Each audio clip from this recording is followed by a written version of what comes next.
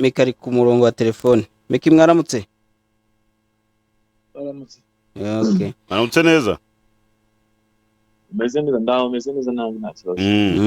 Musomere ya nkuru y'ibijyanye n'ukuntu u Rwanda na Kongo biri gukora ubucuruzi ku rwego rwo hejuru abariyo dusesengura turi kushaka na Bosco nawe turaba turi kumwe niko gahunda twayipanze. Bosco nawe yahageze. Waramutse neza Bosco? Meze neza cyane, nizere ko nawe umeze neza. Allo Bosco ushake network iri full. Hanyuma kuri update nari nkubajije se hari ibidasanzwe biri kuba muri iki gitoro cyo kuri uyu wa 8 z'ukwa 8? Ibidasanzwe navugaho ibyara bibaye muri Nyiragongo aho abazarendo bari bahanganye ubuvango byari mu masaa 7 iminota 30 z'ijoro. Ubu ni mu mujyi wa Goma w'ingabo zo kwa Janvier Karayire muri FSLS zarwanye na FDLR bapfuye iki wapfuye umuturage washimuswe na FDLR gasaba amafaranga $3,000 ngo umuturage akari mu bwoko bw'abahundi naho rero ba Karayire Janvier Karayire byahumba umuhunde rero nibagiye bizi na FDLR barasana na musasu yaravuga abo kwanza bo muri abandi bantu z'abo kwa Mbokani ningo nibo bagiye gutabara gukiza abantu barwana zumba n'abazarendo barwana na FDLR kandi na FDLR ni wayitandukanye n'abazarendo hanyuma yitwa Kisuma umutwe nyine wo kwa Mbokani ejo wapfuje abasirikare bagira muri 17 barapfuye bagira ngo operasiyo ya Kisuma warayumvishe yego harimo n'umukoloneli umwe witwa Bahati Mudeyo umukoloneli yahaguye ikindi wenda hari inkuru twatangaje ivuga ko tumaze kuva kwa gatanu kugera ejo yarahakuye kwibifaru muri Sake bamati nta mirwano yabaye niba twabyise silent operation bari abantu bagiye banasoma banarebe kuri foto zacu twatanze twavuze ko ari operation silence cyangwa se silence operation ni bifaru yatwaye nta mirwano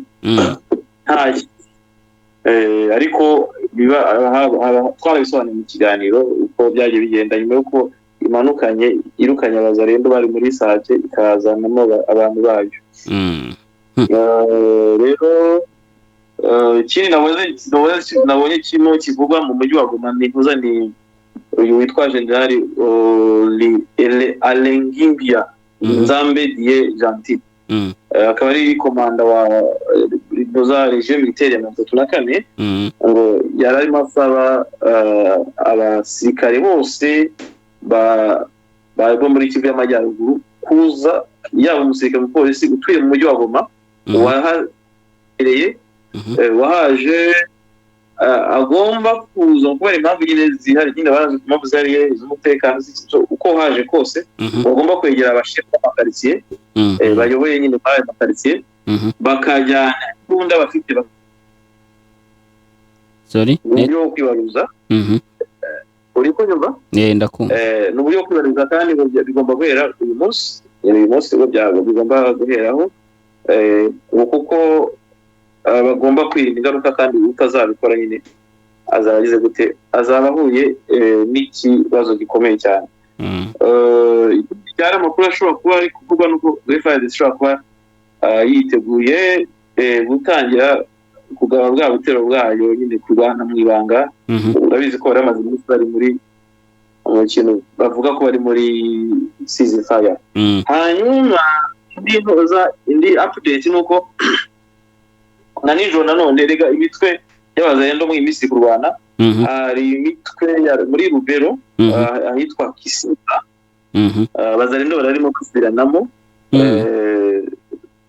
ubwabo barimo basubiranamo bararasana ni muri Rubero niho byabereye ubu hari byabereye hano muri Nyiragongo sibyo hari n'ibyabereye muri Noza Rubero byabereye nyine muri Rubero rero muri rusange nabako amakuru ari ayo ngayo anijyana nayo mwabonye ku munsi w'ejo ajyanye no kuba Tshisekedi yari arimo ashinja Kabila kuba ari inyuma ya AFC na M23.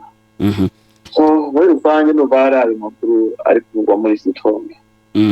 Dusoza mu magambo make cyane ashoboka, ni komantere bunza kukubaza na Bosco akayishyiraho. Ndashaka kugira ngo numve icyo muvuga ku gahenge katangiye ku itariki ya 4. Karubahirijwe ntikubahirijwe?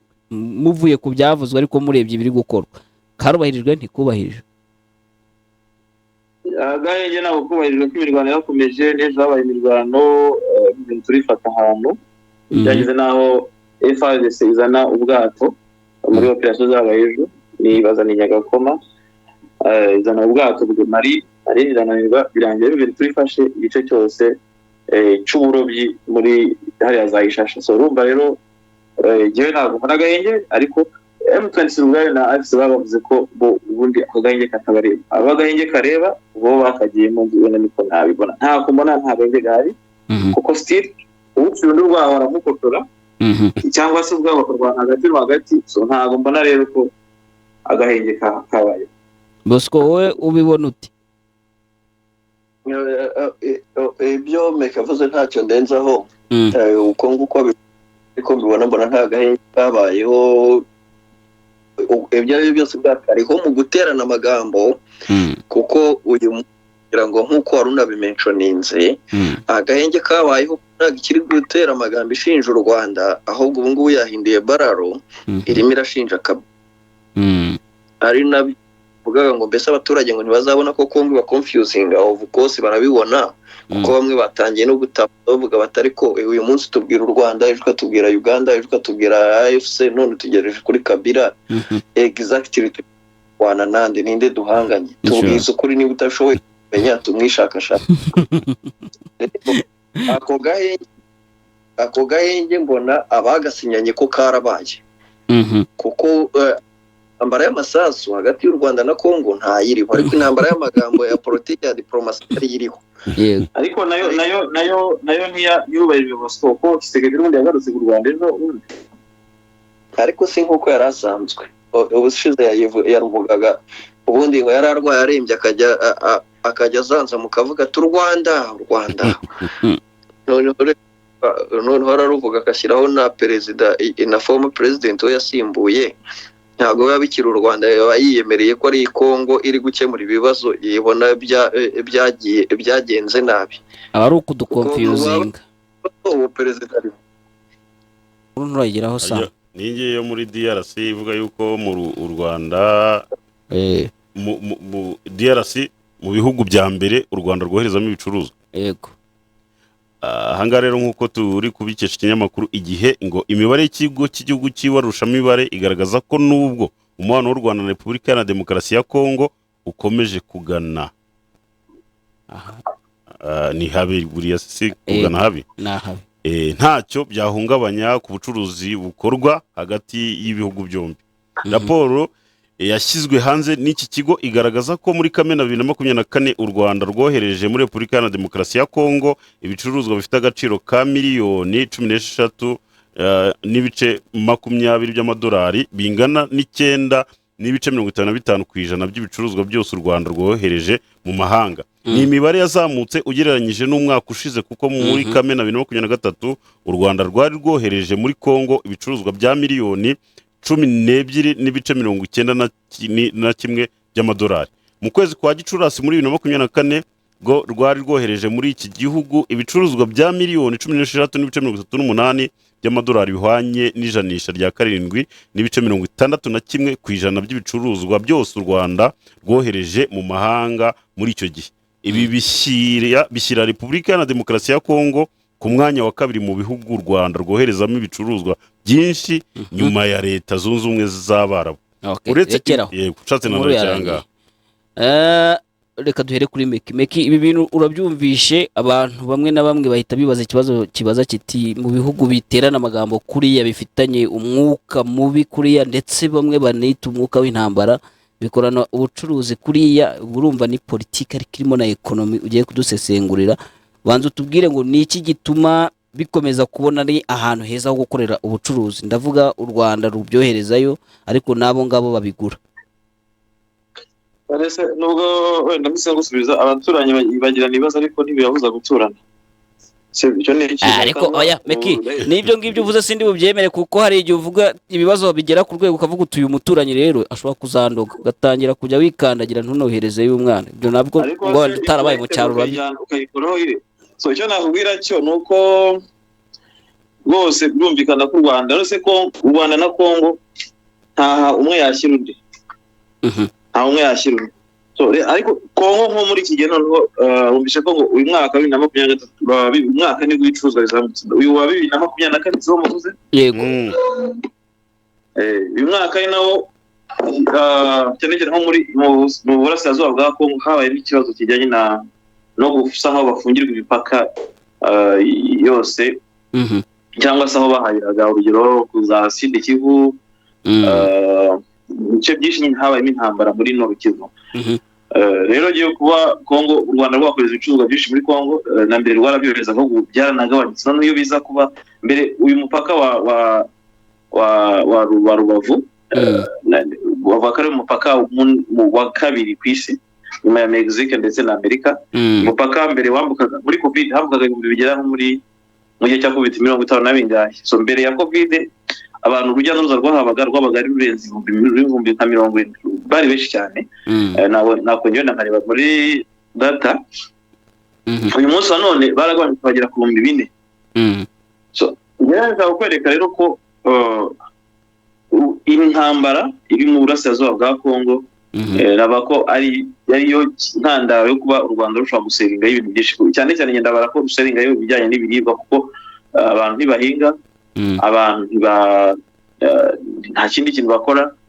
Rero abanyarwanda baseringa ibicuruzwa byabo bihingwa hariya muri kiriya gihugu ariko hari n'ibintu bimwe na bimwe binyura mu Rwanda byoroshye kubifata mu Rwanda kwezi ko babifata muri Uganda. So rero urasanga inzira bafite uyu munsi none isa nkikora kuri Petit Nord ubwo bivuga kandi even na Grand Nord igice kimwe asigaye mu mupaka wa Kasindi gusa n'umupaka batari babasha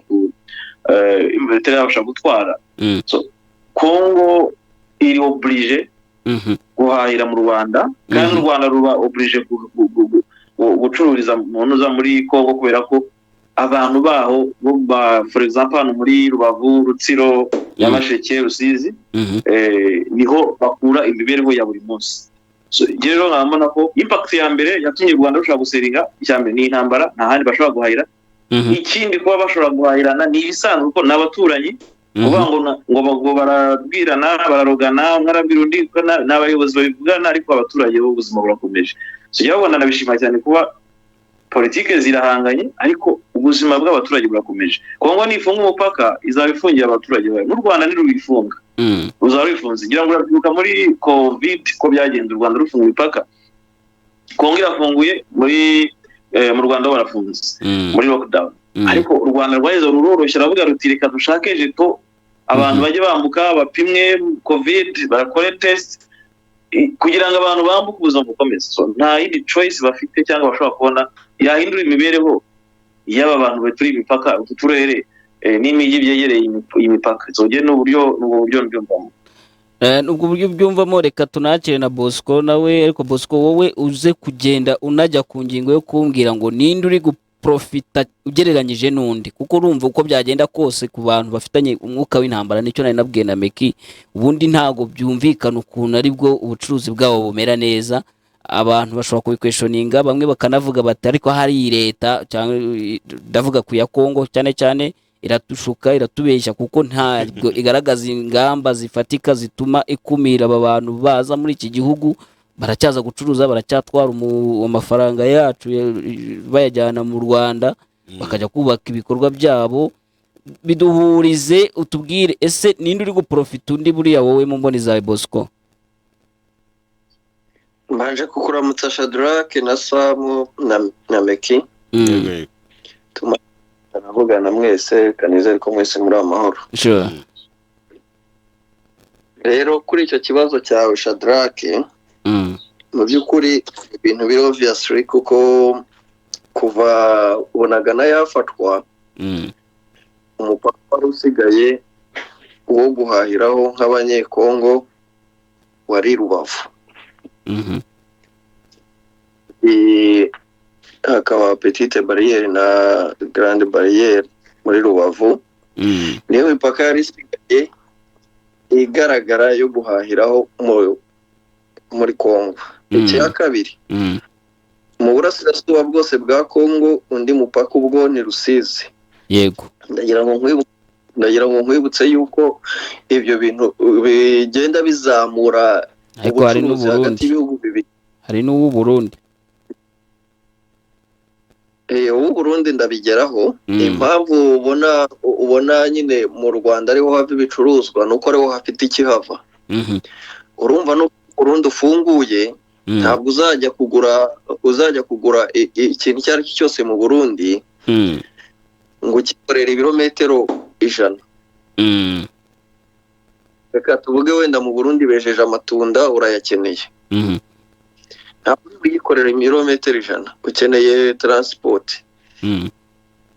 Transport rero ntishoboka mu Burundi nta essence ihari. Nabo ubwabo barapfa wahahira iki? Nta gihari. Imipaka iri priority mu bucuruzi niyo ngiyo ibiri navuze, uwa Rubavu n'uwa Rusizi. Ibyo rero bahirwe menshi u Rwanda nk'igihugu kuba ari cyo cyaba gifuzanya na Kongo uyu munsi.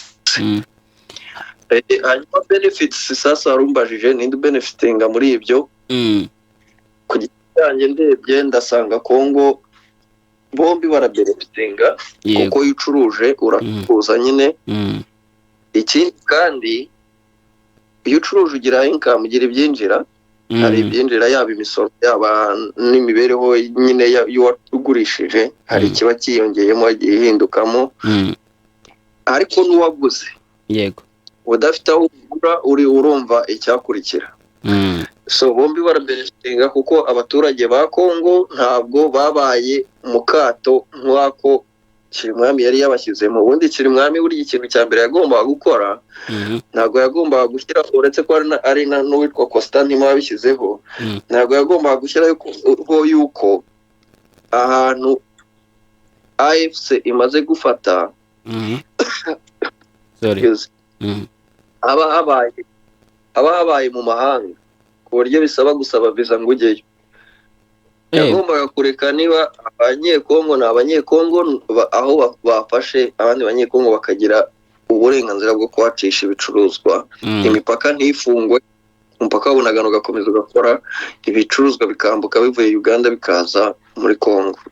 Mbona ari uko yari kubikora. Iyo bikora gutyo yazaga kuba yorohereje ubuzima abantu ashinzwe kurusha uko yabigenza. None ngo hari inyungu yagomba kujya mu nyeshyamba, ibyo biri okay. Inyungu ese umuturanyi wa umuntu umwe ngo baramubajije,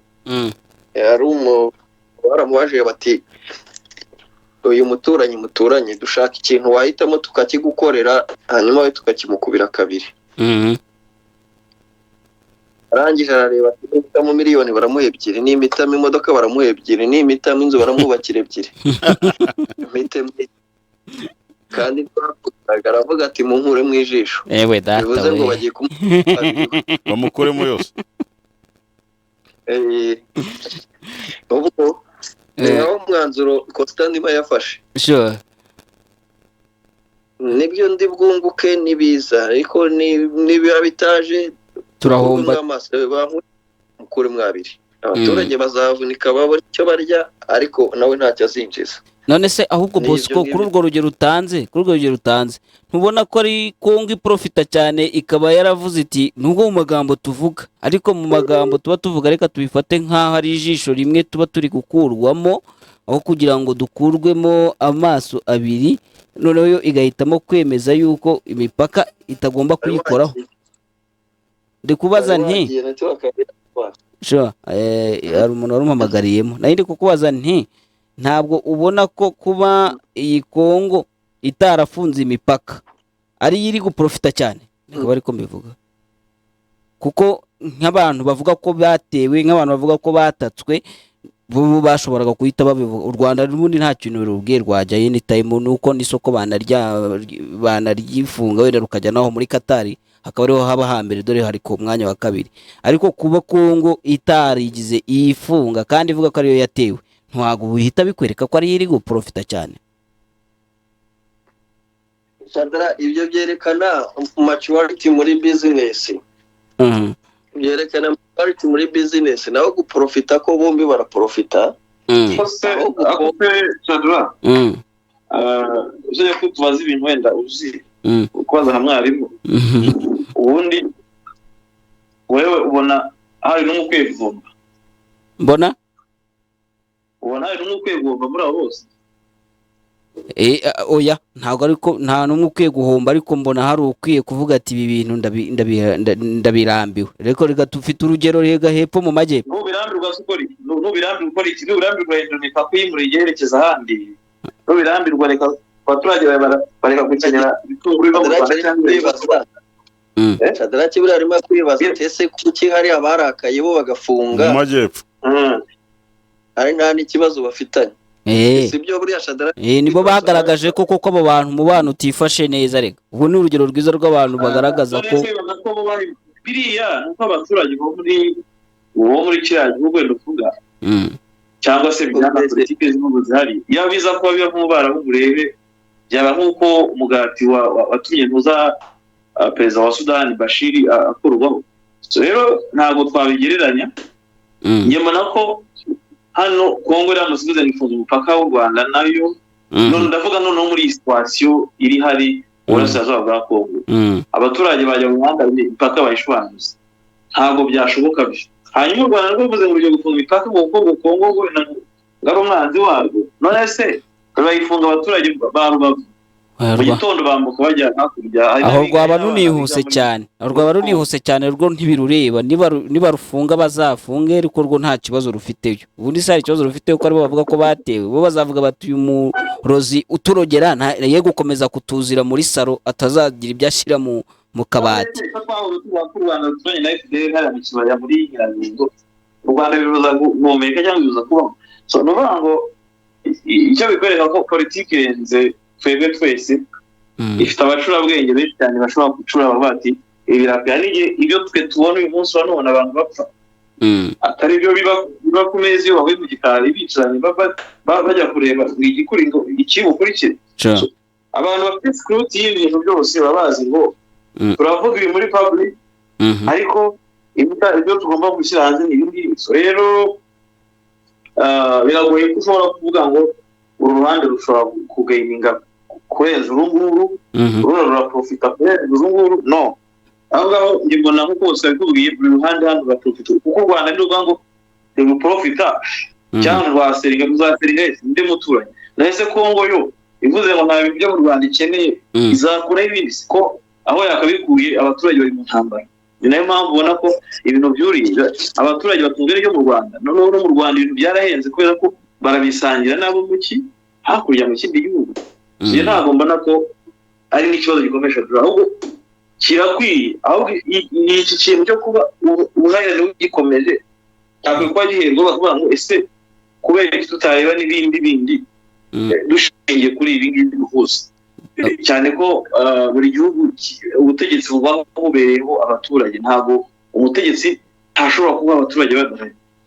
Ariko Meki, ukurikije ukuri kubivuga no mu kanya wari umaze kuvuga ngo biragaragaza maturité ya economique, ariko harimo na politique ku mpande zombi. Ariko reka turebe nko kuri Kongo, ese ahantu turaza kwemeza koko ko ari maturité mu gihe abaturage ahubwo nge mbona ari byo bintu bishobora gutuma bakubona imboga mu menyo, bakavuga batari ku uyu muntu ko atubwira ngo ararwana na bariya abantu ariko akaba agikorana nabo. Ese ahangaha ntabwo mubona ko kuri leta ya Kongo bizatuma abaturage bayibona imboga mu menyo? Reka bari ko mbyita abaturage bazana nawe ndetse ibibazo baza bishingiye ku marangamutima, ni emotion. Politiki rero ntabwo igira emotion ngirebe ngo abaturage baravuga, abaturage bavuga ariko inyungu rusange nizi. Kuba Shadrack uyu munsi wa none arakaye wenda nk'umutegetsi, ariko se inyungu rusange nizi. Ariko buriya reka nkwereke isa umfashe no muri leadership abantu barenga amarangamutima yabo. Uko ikibazo bazihanganijwe gutya gishingiye ku marangamutima yawe. Ntabwo ari byo, ni nabyo nanjye ngiye kuburana ahubwo ndibaza ukuntu mushobora kuvuga ni amarangamutima kandi turi kubona isi yose ivuga ngo isi yose bivuze ko wowe wabaye nka perezida w'u Rwanda waba warafunze imipaka wabaye perezida wa Kongo ndi wa Kongo ndi w'u Rwanda we ntago nayifunga ariko ndi wa Kongo naba narayifunze u Rwanda we ntago yayifunga ariko ndi wa Kongo waba ufite iyihe matite ikwemerera kugitso nge ntago mbona ko gufunga umupaka ari igisubizo none se uretse ko wenda nta interview nari namuha Tshisekedi ubu reka Bosco reka nkwambike urukweto rwa Tshisekedi rwa rundi rugura y'amadolari 10 nangahe ihangane gatoya byihanganire umunyamakuru arakamubaza ati usobanura ute kuri kurwana n'igihugu mukorana ubucuruzi ndetse ukomeje kukizamura ku buryo ubucuruzi bwawe ari bwo bwa mbere muri icyo gihugu ngaho nadusubize niba meke kuko ari kuvuga ko ibi bintu bishingiye ku marangamutima usobanura ute ko icyo gihugu ari cyo muri kurwana ni uri kubaza se cyane Bosco yanze kurwambara rukweto rwiyambarire meki we yabyirana ntabwo nambara ariko ndagusubiza ko mu Rwanda rusubi icyo nakikubwiye Shadrack muri zino ntambara zateye crise politique mu gihugu imbere ariko bihazamo na crise economique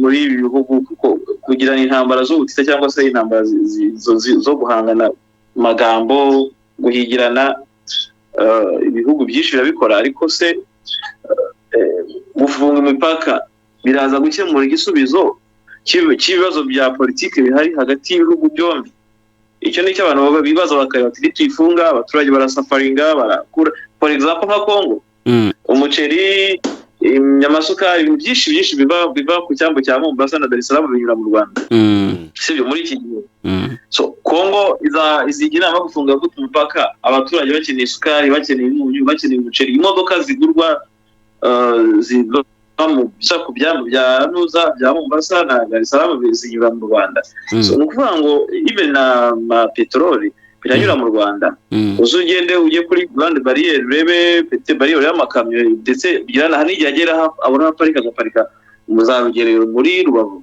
so rero ibi byose birakwereka ko iyi ntambara irahari n'izo crise politique zirahari ariko mu buzima bw'ibanze ari abantu bakwiye kuba bafite ni ukuvuga ngo ntabwo uzaba ko umuntu ariho adafite amazi yo kunywa ni urugero nguhaye ntabwo ibyo kurya naguha buri kimwe cyose ariko nta mazi ufite yo kunywa ngo nakarabe ntacyo ubwo ndavuga uyakuyemo umuntu aguhaye amazi yo kunywa agakuramo ibyo kurya ntabwo wabaho umuntu aguhaye ibyo byose agahita kwima umwambaro nabwo waba ugira pressure so rimwe na rimwe rero hari abategetsi bashobora kuganira bakagira ntuza bakabaransinga bakareba ngo niki gikwiye n'ubu kuba ngo Kongo n'urugero cyo koze ikintu mbona gishoboka ariko bishobora kujya guhita ifunga nk'inzira z'ikirere u Rwanda supplying kuko wenda usanga wenda nta ngaruka zagira cyane kurenza ubwo niba ari ibyo wansobanuriye ubwo ibyo nabyo irabitinye ihita ivuga iti nkurikije ibyo mwansobanuriye ubwo nabyo irabitinye ikavuga iti nidukora ku kirere nabo barakora ku butaka ubwo nabyo yabitinya ahubwo se ntubyumva nyine niho bajongira kuko wowe nibyo nabwiye barajongira bagakuramo amarangamutima yatuma habaho gukora kuba muri risk none reba iyo ngiyo epfo y'iwanyu aho ngaho bagiye muri ari nako iwanyu nibaza ko nibo bahangayitse kurenza uwo bafungiye so rero uraribireba ugasanga ibihugu byinshi fata urugero muri Turukiya ni igihugu kiba mu Burayi no mu gikora ku Burayi no kuri Aziya gifite ubucuruzi bukomeye gifite ubukungu bukomeye ariko kibasha guseringa ikiraro cyabo gifashe ku Burayi no kuri Aziya so Uburayi bwo ubwabwo bushobora iyo ukorana na Turukiya usa nkaho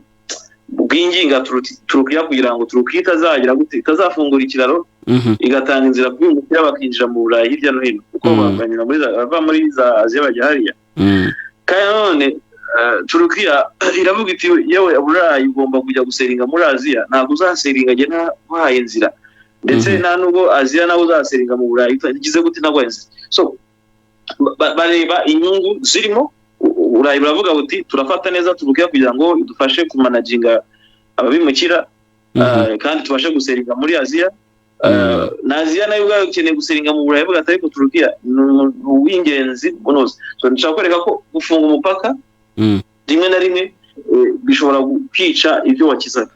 Rero nibyo bavuga hariya niba imodoka ngo ndavuga hepfo imodoka zitakinyura mu Rwanda zijyanye muri Uganda niba Tanzania byashobora kuhanyura birashoboka. Niba abantu barabasha gukora urujya n'uruza baseringa imbuto zabo zanjanga amamesa n'ibindi niba abanyarwanda barajya guseringa bikaba bitari gukorwa uyu munsi none umuntu abikoraga yabaye umushomeri. Uyu muntu ntago ari bamwe bamanitse imbabura babara bukeye kubera ibyo byose byateye. Rero ko umuntu bizamura ibindi bintu ibyo nababigera muri Sudan ndavuga ngo abaturage bararakaye kubera capati n'umugati gusa byari byuriye. Baravuga bati bashira imanura umugati manura ifarini turye umugati turye na capati arabyanga ku mutwe. Abaturage bajya mu muhanda yanga kubimanura byarangiye abasirikare ba profise bashiri agize gutagiye abaturage bamukuraho. Ujye muri za Tunisia hatangira za Prince Arab urumva itangira yahereye muri Tunisia bivuye ku mukarasi wacuruzaga ngo baza kumufata bamwambura utwe arangije afata mazutu nibaza niko byagenze afata essence ayishyiraho aritwika. Abaturage bararakara bati ni gute mubuza abantu gukora.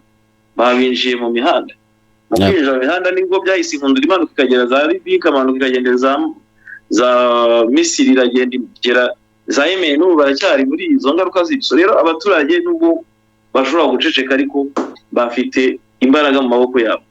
Rero abayobora politiki cyangwa abayobozi b'ibihugu rimwe na rimwe barareba bati turabakanda kuko ntabwo bavuga ko badakanda ariko turanoroshya hano nibazamuka hariya zoroshya hariya dukande hariya. So nuko mbona politiki cyangwa se imiyoborere mu bihugu bigenda. So rero numva ko ubwanjye uko biri uyu munsi birashoboka. Naguhaye reason ya mbere ituma Kongo u Rwanda ruyiseringamo nuko nta buhinzi bwabaye muri iki gihe cy'intambara muri za Ruco na Masisi. Ikindi imipaka myinshi irafunze na Bosco yaguhaye urugero rwa Constandima ndetse na Kirimwami bafunze inzira zikora ibicuruzwa muri za Uganda n'ahandi. So bivuze ngo u Rwanda rwaprofisemo gucuruza nk'inzira yonyine isigaye isavinga muri Nord Kivu ndetse ishobora no gusavinga no muri Sud Kivu. Okay. Hanyuma Bosco dusoza nino ngingo mekibu turebera ku update niba hari ziramutse zivugwa dusoza nino ngingo Bosco hari amasomo ubona bikwiye guha abantu bamwe na bamwe cyane cyane nko mu majyepfo.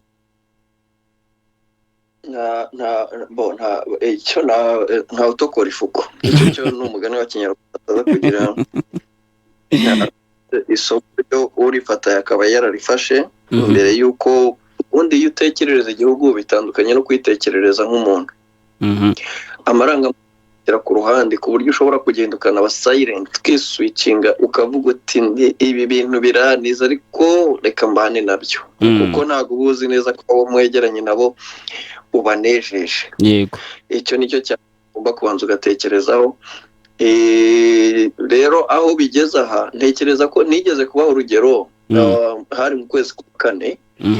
Mu kwezi kwa kane nabwo twavuze ku bintu bijyanye n'imipaka nk'ibi ngibi ndakubwira nti reba Iraq n'Irani cyane na Israel kubera kuri ambasade yabo kandi gushyamirana na Israel bisobanuye gushyamirana na Amerika ariko still Amerika iravugana na Irani. Ku buryo kandi bayibwira bati uramenye rwose kubita ahangaha handi ntuhakubite ntubabaze ntukubite cyane ukabyara we genda bigenze gutya na gutya. Rero cyose ufunze ubuzi kuri aho ngaho urakambakamba ntushoboye no kwiruka wishyize mu mashanwa y'abaguruka. Bari ukwitekereza gahoro. Ntabwo rero mbona ngo ibi ngibi ngo byahisemo umuntu ubundi wakabaye ujya kuyobora igihugu ufite capacity yo gutekereza ibyo aguhisomo ibyo byose mbere ko biguhisomo wakabaye ujya kuyobora igihugu ufite abantu byibura bagufasha kubona iryo somo mbere yuko uryigiraho. Ntabwo ari kugira ngo wigishwe n'ibihe uko igihugu umuntu birumvikana. Nubwo igihugu kiyoborwa n'umuntu umwe igihugu kigira abantu benshi cyane kigira inzego zitandukanye. So izo nzego rero kenshi zikora analysis zigahanahana amakuru kandi amakuru ashobora gutanga ibisubizo. Ngira ngo muri za njya nta urugero mu byo dukora twe muri domaine yacu ya news ya media ibinyamakuru n'abanyamakuru bashobora kwica batari ko dukeneye stories n'izi dukeneye kubaka izi nkuru ziragira impact iyi izi nkuru ziratufasha muri ubu buryo bareba mu buryo bwinshi cyane kandi bigatanga umusaruro byo byasitabona no muri politike rero abantu bashobora kwicara batari ko ibi nibibayeho byagenda gutya kimwe nuko hari igihe babo bateza ibibazo mu banyepolitike bagamije gukura ibisubizo mu bayobora mu baturage bakatanga bakavuga ati dufite project runaka tugomba kwacivingaho ikagera higera bagataiza akaduruvaye cyangwa se ibibazo mu baturage ariko bashaka ko biricinga kuri ya project bifuza ko abaturage bayishakira ibisubizo kandi kikaba ari igisubizo kizaba kibereye abaturage cyanavuye muri bo batabizi urumva rero ni abantu barajongera bakareba bakabera ibikwiye yes kandi batita ko problem then solve a problem ni kumwe leta ikora kugenda ubwayo igakuriyetinga habiriya byo muri Congo buriya muri Congo uretse ko bishobora kujya beyond the line ariko muri Congo buri icyo gisegeti yari yakoze muri politiki kiriya kintu kibaho cyo gukozinga problem then solve a problem kwegeranya bazarendo bagateza ibibazo ejo gisegeti akaza afite umuti w'abazarendo biriya bibaho kuri politiki noneho w'abazarendo yamara kumbe no muri intelligence barabikora bashaka creating za fujo guteza ibibazo kandi bakaba no kwihosha muri bya guteza ibibazo bahigamo abo bakeneye n'urugero bashaka guteza ibibazo ariko bagamije kureba mindset z'abantu for example bashobora kuza bakakubeshya n'urugero n'urugero rumwe uyu munsi hano ushobora kuba hari nkashobora gashobora gutabwa muri yombi n'urugero sibyo n'urugero ngiye kuguha bantamo ariko banantamo aya barantamo namenya ndi bukandagira ibiki nimvaha bantamo ushobora gutabwa muri yombi uyu munsi none abantu bagasakuza aziki byagenze gute bakahita baza batariko bagahita bavuga ati Sam Kabera yafashwe ari kwiba ikijumba mu nkono sibyo urugero muhaje ubwo bifate ubijyane muri politiki bashaka kureba uvuga ati ikintu giteje ibibazo ariko tugiye kuzana iki ngiki aba aricyo kivugwa bagashaka ikindi kiba kivugwaho ahandi hantu ariko urwo rurahagije aha so iby'amasasu yo rero nk'uko batigeze banayarwanamo nta ntambara y'amasasu yari bwabe hagati y'u Rwanda na Congo yo ntabwo ari agahinge kareba abarasana n'agahinge kareba abatokana okay ndumva ari ibyo rero reka mbashimire mwakoze kubana natwe Imana ibaha umugisha mugira umunsi mwiza okay yatanze agahenge ku Rwanda yongeyeho abandi bagomba kurufasha umusonga arimo kugenda azanamo abana yari afite u Rwanda UN imwongerera leta ya Uganda ndetse banakimanga Kenya none nawe yongeyeho na Kabila urumva ko abaza gufasha u Rwanda umusonga bagenda boneka ubwo nyine nuko nguko azakomeza kwitwara abakongomani nabo kumenya ubwenge bakamenya batari ku uyu muntu azi imiterere y'ikibazo ariko ngo hari n'abandi bantu bahuriye i Rwanda abatasi bicemo vuba dusoze b'abantu bo muri abari mu butasi bw'u Rwanda na DRC bahuriye mu nama muri Angola abashinzwe ubutasi mu bihugu by'u Rwanda na Repubulika ya Demokarasi ya Congo DRC na Angola bahuriye i Rwanda mu murwa mukuru wa Angola baganira ku bibazo cy'umutekano muke mu burasirazuba bwa Repubulika ya Demokarasi ya Congo ni inama yateranye ku itariki ya 7 Kanama 2024 nk'uko Minisiteri y'Ububanyi n'Amahanga muri Angola ibitangaza inama yahuje abari mu rwego rw'ubutasi ije ikurikira yabaye ku itariki ya 30 Nyakanga 2024 yahuje ba Minisitiri w'Ububanyi n'Amahanga b'ibyo bihugu uko ari bitatu n'abayobozi bemeranyije ko habaho agahenge k'imirwano mu ntara ya Kivu y'Amajyaruguru byandi bigarutse kuri bimwe twavugaga mu burasirazuba Kongo mu gihugu ubundi si bumva inama z'abutasi twamenye ibyo ari byo ubundi nta bindi ari butubwire umunyamakuru barateranye byari byemejwe hari muri ya nama y'abaminisitiri ubwo ibindi ni ugutegereza tukazareba niba ibi biganiro bikomeza kugenda bihana umwanya hari igihe ni raporo ngo bazatanga urumva ngo bari gutegura ukuntu abaperezida bazahura ariko ndibaza muri Angola azaba mu ijuru ubwo Tshisekedi naza ntago ibyo bintu nanjye nzaba ndahangaha banyita ribera kurora kuri iyo ngingo ntazisubiraho simbizi ariyo niwe ejo wari uri kubihindura ngo umugabo ahindukira ku ijambo wapi imvugo ya Kinyarwanda ivuga ko umugabo ahindukira ku ijambo rero Tshisekedi tuzareba ahandi hantu ahindukira niba habaho ubwo nanjye nitwa ribera kurora kuri iyo ngingo witwa ribera kurora nzaba mpari mbireba hari ikindi ufite se tuyigendere mbere y'uko badukuraho tudasezeye ariko dusuhuza abantu twabanye nabonye wari waje urabasuhuza ni genero hari abagiye bazamo nyuma ariko hari nabo nagiye wenda ntahita nsoma ubutumwa bwabo harimo abangaba nk'uyu Nigena Joseph nari nabusomye ntirenganye yatubwiye ko ari Rubavu noneho Munari Joseph ati mwaramutse neza bavandimwe turabakurikiye Damien Nkaka nawe yaje ati bwakeye wajama ahangaha ubutumwa bwe nabusomye ubwo ndimo kureba nyine izo ntari nagiye nyuramo Uwera Alphonsine nawe yari yaduteye yambu mwaramutse mutece dukurikira cyane ariko tujye dusoma Ikinyarwanda ukuntu abantu bacyandika mutece uzajya umenya indimi zikoreshwa kuri iyi mihanda